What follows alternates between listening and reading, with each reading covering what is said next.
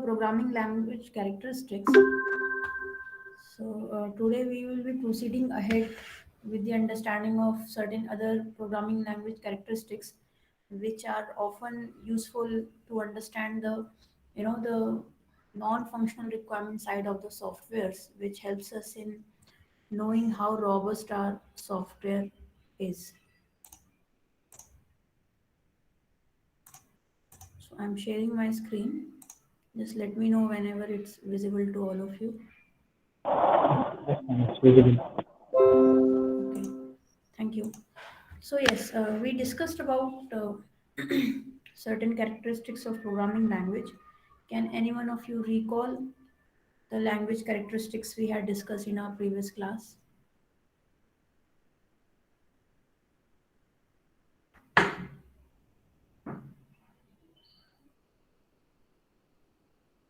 What were the language characteristics, the programming language characteristics we had discussed in our previous lecture, which we should be mindful of while trying to understand or identify the language for coding?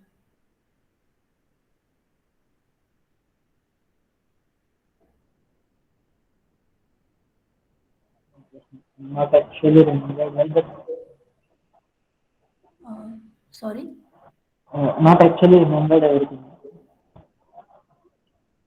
I'm not Hello. able to hear you. Yeah. Yes, yes. Yes, ma'am. Am I audible now? Yes, yes, you are. Yes, I'm not clearly remember everything because Okay, no problem. I will try to show you the list. So we are we are actually in the process of discussing the particular language characteristics of the programming language characteristics. In our previous class, we had discussed about how the clarity of source code is sort of connected to the programming language. We also talked about or at least got introduced to the complexity management of programming languages, and how languages, if they are really good, can be distributed for useful for distributed system support and concurrency support. And then of course we had talked about the maintainability of the code. So as much as important all these characteristics are, there are certain languages which facilitate these processes much better. So that is why it is useful to understand these language characteristics, because normally whenever we go on to create something new, the first question always comes up is that, okay, which language should we use? And normally when we are trying to do university level projects, our focus is mostly on to create something functional, or at least to implement it, because obviously our focus is on learning, and learning by doing or learning empirically. However, when we go on to know large scale projects, then there are multiple things we need to be careful about, and therein these programming language characteristics stand out as crucial parameters, so to say, to understand which languages we should use. To give a very simple example, I think most of you may be also doing machine learning and data analysis. So so which is the language that you use for analyzing data or machine learning? Which is the language that you currently use? Python, So what is the reason behind using Python? it doesn't have an overhead of every other syntax. Like we just do it as we get to mind. Okay, so that is one of the reasons. And Python, Prasad mentions, has robust libraries. Are there any other languages that you are aware of which are used in data analysis? Yeah, Python has an open source community. Any other language you think is used for data analysis, according to you? Have you ever come across? Yeah, R is one of those languages. Any other language you know of? Octave something. Octave? Yes, ma'am. I heard about it. Okay, so I'm not sure. Octave is like MATLAB for signal processing. Yes, it's used on Linux based systems, also used in Windows. Uh, okay, Java, C++. Okay, so any other language specifically created for data analysis? Have you heard of SAS? Have you heard of Heard about it. Stata or SPSS? No, ma'am. Okay, so Stata is also used considerably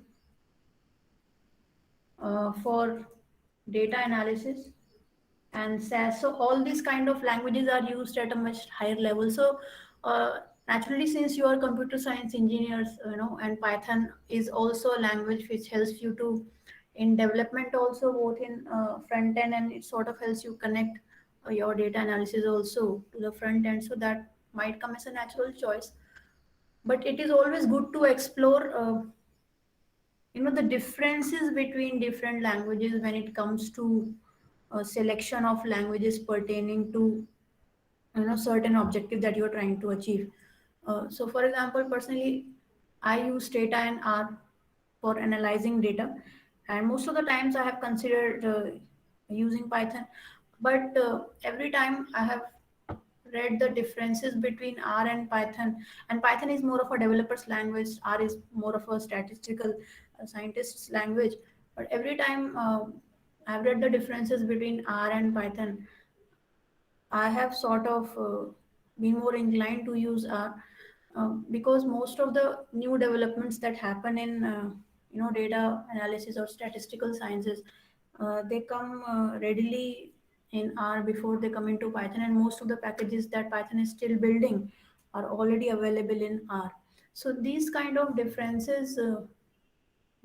details become more important after certain time you have already spent fiddling with all these things, because then you are looking for something which can look at the deeper level of things. But of course, R has its own limitations, and its learning trajectory is not as smooth as Python. But I think the point I'm trying to make is that always try to explore what are the other languages available uh, which can help you achieve this, and have a reasonable understanding of behind the selection of the language that you are using for developing something. So for example, most of you are also using Stack for website development, so obviously there would have been a guided reason behind it.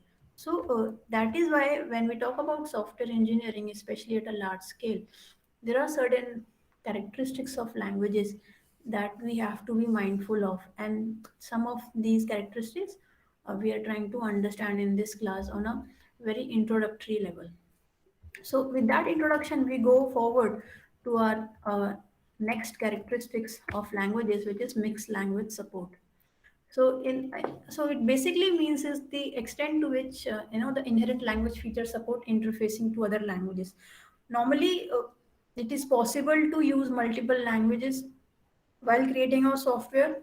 The intention behind is to combine the best facilities of various programming languages and to make use of investments in existing code.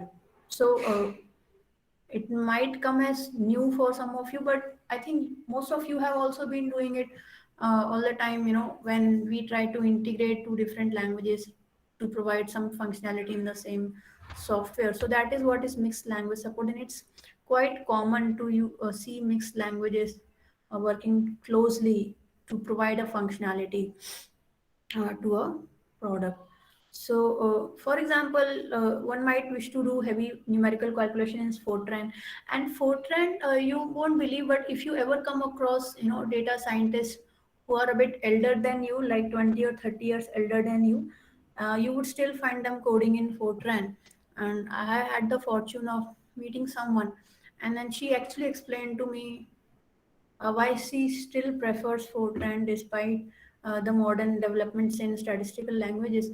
But I think Fortran also has its limitations. But uh, so, just to give you an example, that heavy numerical calculations are quite seamless in Fortran, and you can then have a graphical interface of that program written in C++ and have some other functions in performed in C. So then you can literally bring some snippet of code from Fortran, other bit from C++, and other from C, and combine that in your coding or your software, and then see the functionality that you want to see. Uh, so it is again the important thing to focus here is that the intention behind which with which you are actually introducing a language in your software, that intention needs to be extremely robust. So that will come when you understand the strengths of particular languages over other languages. So this bit we usually don't read much, and for good reasons, because um, during our BTechs we are only exploring the the introductory level of computer science. But when we go into master's level, or when we are actually in a professional environment, these things assume a bit of importance. So just to give you an example, so here is a program written in C, and it is calling few of the functions. So these are the functions. So this would be, so these are different functions written in different languages, and then these functions are literally being called in this program. So if you can see carefully, so these three are the different function snippets that are being called in this particular program.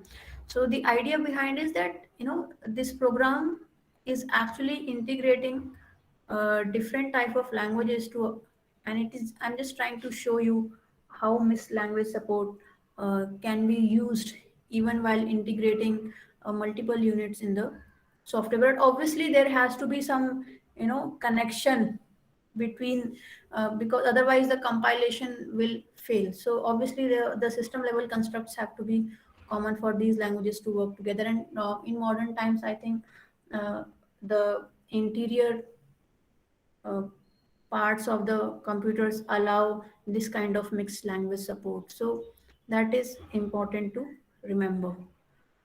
This slide just shows you how to execute the code. So you try to create the class files and then object files, and then combine all of them to provide the output that you see on this particular screen. So that was about mixed language support. Next, we come to the object oriented programming support. So again, the extent to which inherent language features support the construction of object-oriented language. Nowadays, we have already had a good amount of discussion on the traditional mode of solving problems to object-oriented programming, and we have seen that there are certain advantages that are associated with object-oriented programming. So it would be good, and not to forget, it's also able to, it's easier to maintain the code also when we use the object-oriented programming approach. So that is why whenever you are working or to start off on a project, and if you know that your language supports object-oriented programming, then it would be a good choice to make, because it helps you to maintain your software properly, and because it's written in a very structured and modular way. So that is why object oriented programming is one of the crucial factors that you may want to look out for when you are trying to design your particular softwares. Moreover, it also facilitates the creation of reusable software, because it encourages well-structured software with well-defined interfaces. So, suppose you're trying to design a particular system and define classes, and you feel that you're now up to a second project wherein you feel that you can reuse the piece of code that you had written earlier, then definitely that helps in reusability of the code. So, for example, most of you have already worked on creation of websites, creation of login forms, and validation of forms, and even storing the data and things like that. And now that you're working on your software engineering projects, some of you might be going back to your previous course and trying to reason, sitting with your team members, that whether or not we can use this piece of code that we have already written. So object-oriented programming support helps in fostering the reusability of the code. Obviously, if there are too much dependencies, then reusability will be a defeated venture. But just remember that if a language supports object-oriented programming, then in long term it will be useful. But obviously, it depends from context to context and the project that you are doing. Next thing we talk about is portability. So, why do you think it is important for a software to be portable in nature? So, before we actually talk about how language support portability, why do you think it is important? What actually is portability? Are you asking? Yes, ma'am. Okay. So, for example, if you have designed your software for a particular, software platform of particular OS, for example, and you want to open that in a different OS, then it should be a seamless way to, to allow your software to function on multiple platforms. For example, most of the apps would work in Android. They would also work in Tizen, which is a new mobile operating system, and then it would also work in iPhone. Right? So this is what where portability comes into picture. So such that your software product that you are making can work seamlessly on different platforms, irrespective of the hardware differences. So that is where portability comes into picture. Is that clear? Yes, ma'am. So why do you think portability is important to be considered when we are designing a software product?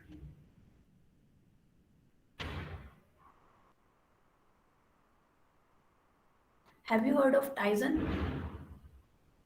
Mm, Just from you, ma'am. I just got to know it. How many of you have heard of Tizen?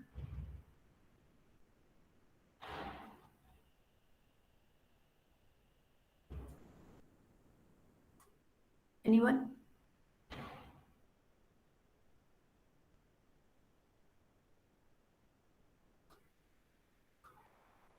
Okay, so No, ma'am.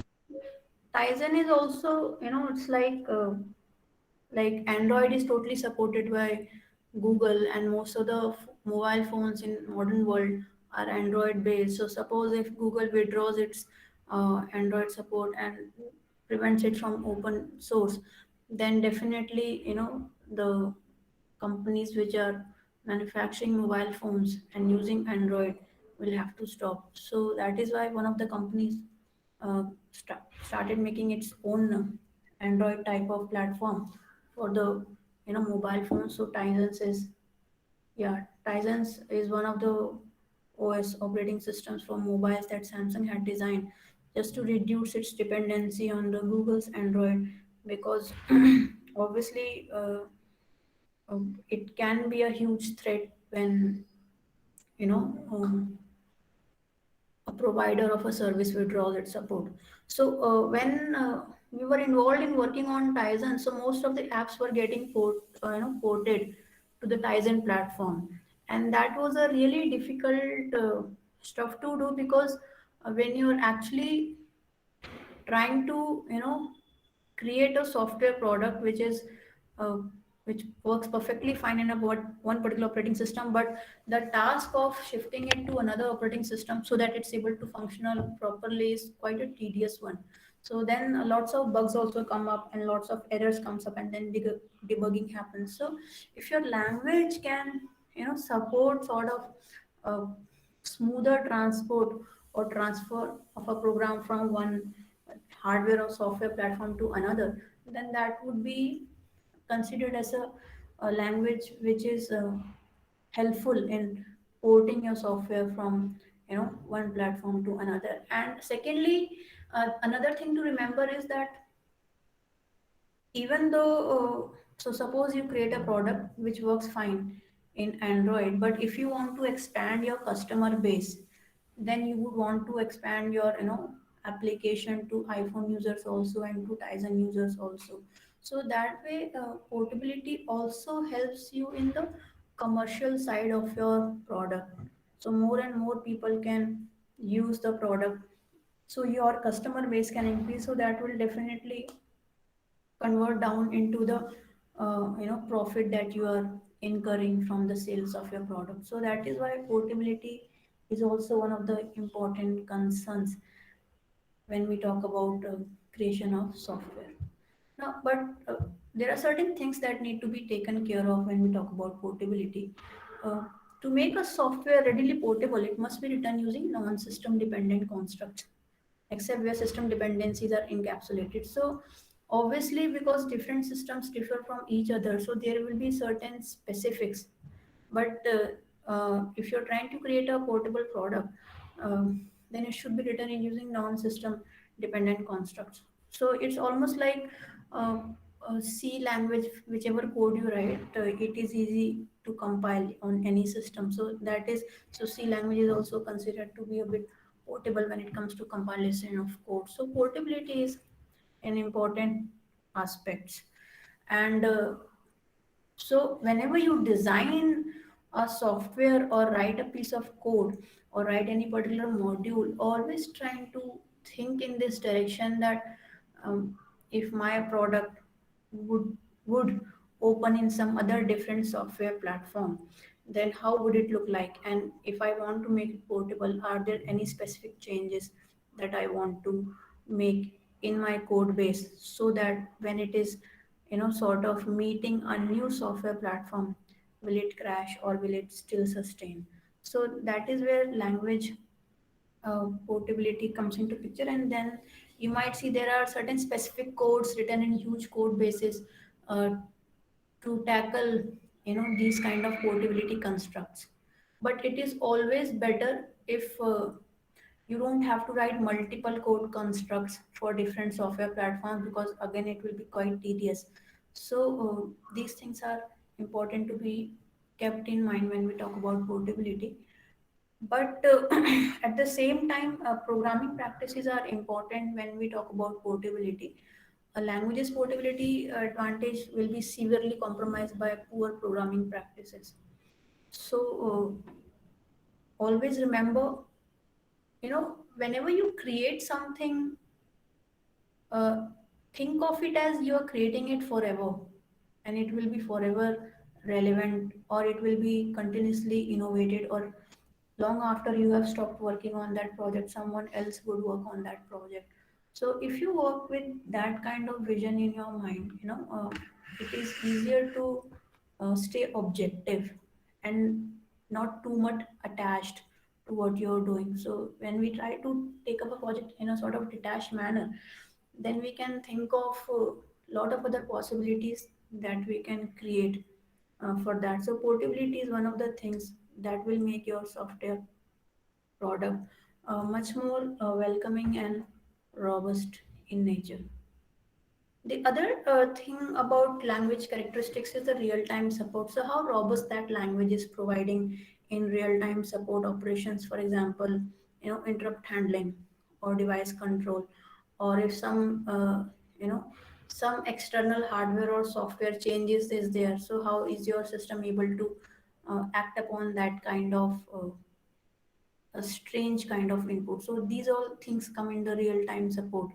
So the way language can support real-time systems in two ways: that it can either provide you specific constructs for specifying the time and space constraints of a system, and based on the specific time and constraints, how your code is expected to respond to that. So that comes in real-time support. And another is that it can support streamlined ways to express program instructions. So most of the times, and it happens almost always whenever you are dealing with websites also, or certain mobile apps also, that things not always go as per the plan. So sometimes some glitch here or there happens. So how your system is able to cater to that real time support? For example, you make an online payment using your credit card, but somehow you have entered all your details, you have got the message on your phone, but somehow the the system is not showing that your transaction is successful. So at that particular point of time, how will your language features support this particular situation? So that comes in real time support. And since many real time systems are concurrent systems, so multiple systems, multiple software snippets are working together, so real time support and concurrency support are very closely related. So imagine it like this: when the overhead on the system increases, which language is able to provide the output in a much less time. So that would be also considered as a real time support.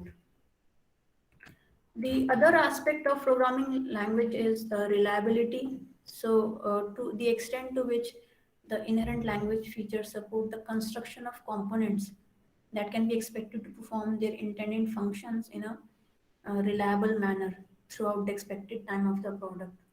So, reliability, as we had understood, is one of the non functional requirements of the system. And I hope through these slides you can actually appreciate that even though we associate programming language with the functionality or the functional requirement of the system, I hope you can also see that when it comes to success of a software beyond just functions, the non-functional aspects come into picture, and they are also mandatory to be kept in mind. When we are in an academic institution,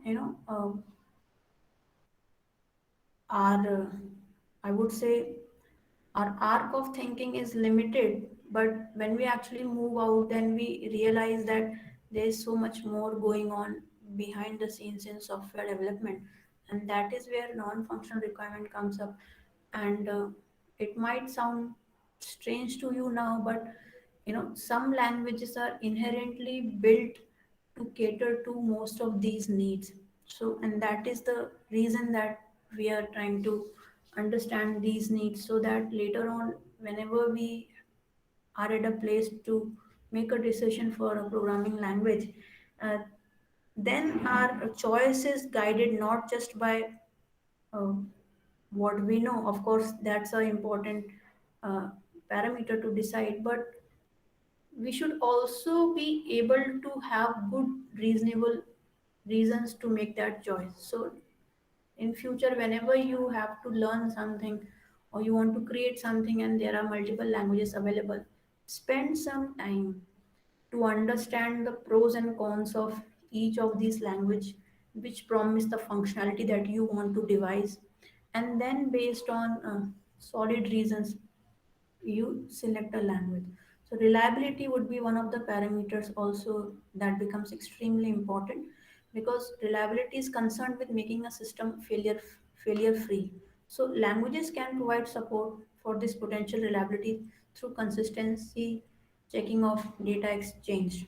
So the thing is that languages sometimes provide support for mechanisms for dealing with problems that are detected when the system is in operation, like exception handling. So uh, language which are better able to handle exceptions and some unexpected activity. So because systems crash all the time, and as we will read in our next week, there are many types of bugs that we are seeing in the system. So which languages are more robust in exception handling? I know Java is one of the languages that is really good at that, and Android also is quite good at that. But again, when we talk about reliability, the context remains important.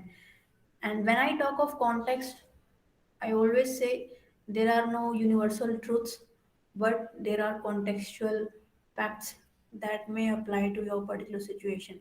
So it always boils down to the problem you are solving, the nature of problem you are trying to solve. Based on that, when we have a thorough understanding of the problem, then making these later decisions becomes much more systematic and easy. Uh, no discussion on software development can be complete without reusability. And I think in this series of lectures only, I will show you certain examples of reusable pieces of software. So languages definitely help in promoting the reusability or adaptation of code for use in other applications. So most common data structures, you often do not create code again and again for these pieces of data structures like stacks, queues, and trees. And you can often reuse them. Even for a particular sorting algorithm, if you ever write, you would want to reuse that bit of code again somewhere. So when reusing large portion of the code, the biggest issue for reusability is whether the interfaces defined for the code to be reused. So it's a compatibility issue between the interfaces. So, but certain language features make it easy to write independent modules with well-defined interfaces. Obviously, object-oriented language are one of those languages which promote the reusability. Whereas languages like Scala are easy to write. Uh, there's some activity I would really like you to do, like you share your Python code with some class member of yours, and you just tell them this Python code is trying to solve this particular problem, and then you ask them how readable your code was and if they would like to reuse it in their own application, because this way you can understand that reusability of the code and clarity of code also go hand in hand together. Most of the times we might not be reusing our own code but someone else's code also. So before reusing we need to understand that piece of code. So object oriented languages help us to promote reusability of the code that we have written. If you want to read more about reusability using concrete examples, uh, you can read this article. So it actually discusses about the code reuse practices, uh, and I would strongly recommend this. I will also add this in your recommended reading material for today. So reusability is another programming language characteristic. But however, reusability is greatly limited if there are too many dependencies. So then that means it would literally defeat the purpose of reusability. So that is why uh, when you're writing software or functions, try to write them in small snippets so that later on when you feel that they can be used you can come back. A very simple example could be, so most of my examples are from data analysis, but that is also a piece of software handling. So if you have to analyze 100 CSV files, and obviously you cannot read them one by one, so you would want to create a sort of a function which is creating the file name and reading it automatically. And tomorrow if you would want to read a different format file like .xpt or .dta, then obviously you would not create the same code for all these functions or for all these reading of the files. You will just tweak a bit in your previous code and then reuse it for a new task. So that is why dependencies can really play a spoil sport when it comes to reusability. So that is why we have to be careful about which functionality can be reused, which cannot be reused. And most of the times, there are always specific functions that can be reused. So as much important it is to understand reusability, it is equally important to understand when reusability applies, when it does not apply. So just because you know about reusability or you have written some code doesn't mean that blindly you copy paste it, you reason it. So never leave your common sense behind whenever you are dealing with real time projects, because that will in long term that proves whether the decision was right or wrong. Then another concern that we talk about is safety. So basically, how programming languages can help in safety of the system, which is again related to the reliability. So basically, a system which is safe is one which is expected, which is able to do what is expected from it, and it is able to recover faster from any situation that might lead to a system hazard. So basically, language can facilitate this through rigorous computational model or built-in consistency checking and exception handling. So again, especially in real-time systems and concurrent systems, and safety becomes a very important issue because the functionalities are literally shared over multiple platforms. So how your language will be, how the language built-in consistency checking and exception handling will promote the safety of your software, which will help in ensuring the robustness of your system. So that aspect will make your system fault tolerant and fail safe. So that is also one of the aspects in choosing the languages.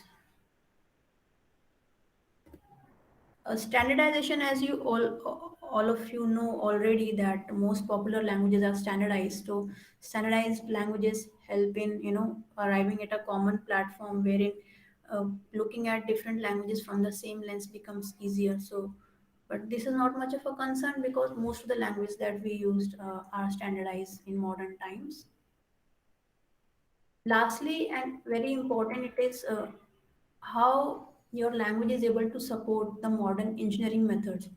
Since software engineering keeps on evolving and developing, so how robust your language is to support these changes in modern engineering methods.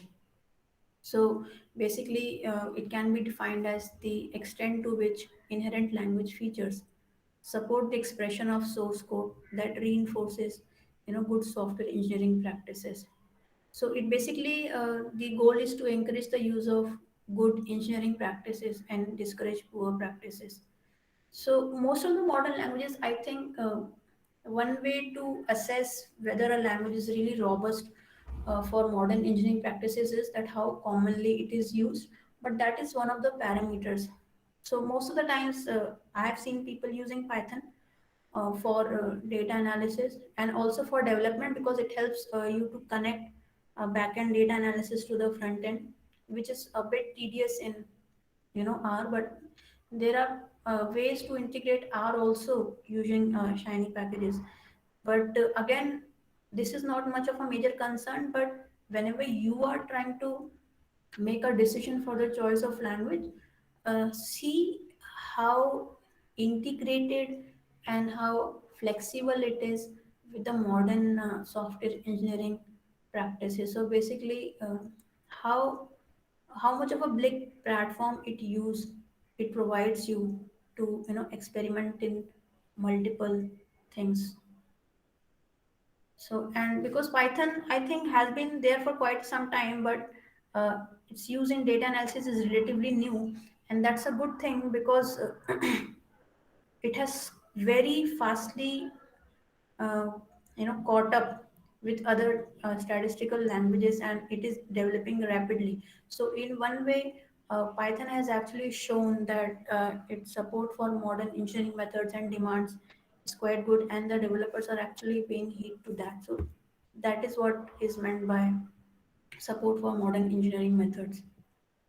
So in that, so now our discussion on the programming language characteristics is complete. Hopefully, I was able to at least seed in your mind that the choice of languages when we are trying to create a software is dependent on so much more than just functional requirements, because uh, when a project or a product is actually deployed in real time, there are many challenges that that software faces. And underneath, the language has to be robust in handling all these kind of challenges to provide a reliable and safe service to its customer. uh, Clarity of source code was one of the things that we talked about, but coding quality, even though it is related to clarity of source code, is something that we will talk about independently again, because as much important it is to code the software, the quality of the code is also very important. And in the series of lectures, in the series of slides, I will show you specific examples of the costs associated with a good quality coding in the long term, in different phases of software development life cycle, and how regular testing can help in minimizing the errors over the period of time. So by now it must be clear to all of us that a poorly written program can have very bad effect at the time of testing and maintenance. So, maintenance, we understand that a poor code quality will be difficult to maintain. Uh, why do you think that a poor code will actually hamper in the testing of the system? What is the relationship between poor quality code and the time and the testing of the system?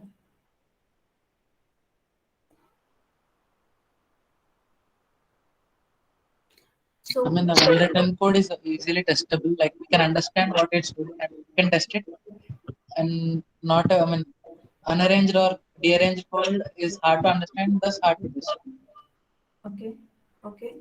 And also remember that although I'm not written here, but a poorly written program uh, will cause a lot of pain when you're trying to debug also your, your software, when you're trying to identify the errors. So suppose in testing you identify some error and now your task is to debug that. If a code is actually written all over the place and not at all systemized and organized, then it will uh, be very painful to debug that piece of code, no matter which kind of strategy you use for debugging. So, how do we measure a good quality code? Uh, we understand a good quality code, what it looks like theoretically, but there are certain measurable attributes or parameters that can actually help you to understand whether or not the program written is of good quality or is of not so good quality. And these are the specific measurable attributes that we will be talking about, specifically the readability, understandability, and comprehensibility of the code, the logical structure of the code, the physical layout of the code. And I will be giving you very specific examples of all these attributes so that you can relate that how these attributes and attention to these attributes will actually make your code look better and eventually your software look better. It's one thing to say the code should be of quality, but a natural question arises, okay, what makes a code a quality code? So there are certain ways in which the quality of the code can be identified, and these are the attributes that we will be discussing tomorrow. So robustness, memory and execution efficiency, the complexity of the code, the human factors.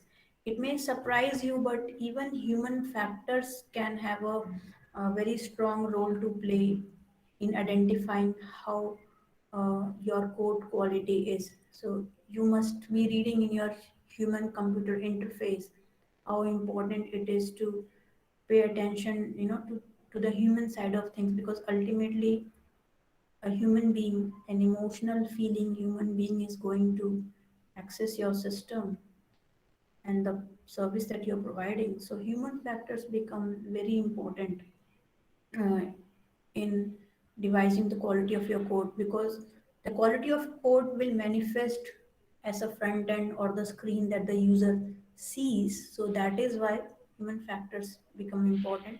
And we will also discuss about the certain examples of reusable code. So these are around, you know, 8 attributes that help you to understand the quality of your coding. And tomorrow we will discuss them in detail. There will be certain graphs also that I will try to show you, asking specific questions.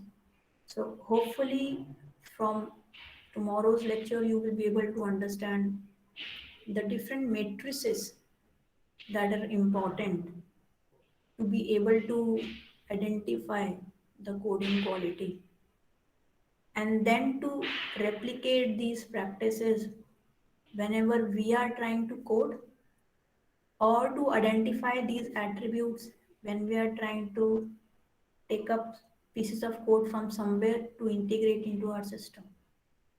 So we will carry forward our discussion on coding quality tomorrow. So that is all for today. We finished the programming language characteristics. Hopefully I was able to expand your mind related to the choices between languages and how different parameters can be used.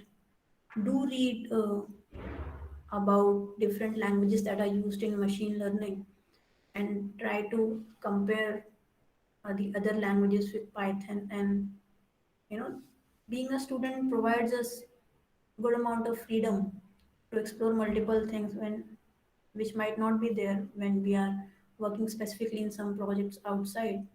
So try to explore that side of things, and hopefully you will remember that creation of a software is literally a cauldron of multiple complex decisions, and programming language characteristics are few of the attributes that help in narrowing down that decision. That was all for today. Tomorrow we will carry forward our discussion on the different attributes which help us to understand the quality of the code that we write, that we adopt, and that we see in different places. So that is all for today. Thank you so much. Thank you, ma'am.